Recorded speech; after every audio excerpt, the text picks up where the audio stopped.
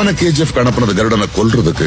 ஆனா அவன் போனது கேஜிஎஃப் ஆள்றதுக்கு. அதுக்கு முதல்ல கருடனை கொல்லணும், காட்ஸ் கிட்ட இருந்து தப்பிக்கணும், எல்லாத்த விட முக்கியமா ஜனங்களை தன் பக்கம் இழுக்கும்.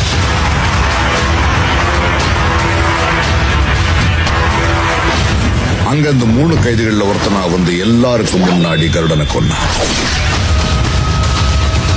வானரம் காட்ஸ் துப்பாக்கியை பிடிச்சு நின்னப்போ அது வரைக்கும் தலை தூக்க பயந்துட்டு இருந்த ஜனங்க ராக்கி மேல நிக்கிறத பார்த்ததும் காட்ஸ்ங்க தலைகளை மிதிச்சு முன்னேறினாங்க.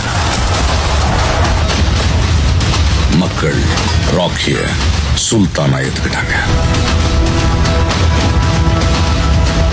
நீங்க சொன்ன மாதிரி ஒரு கேங்ஸ்டர் இல்ல சார், ஒத்தையா வந்து புகுந்து அடிச்ச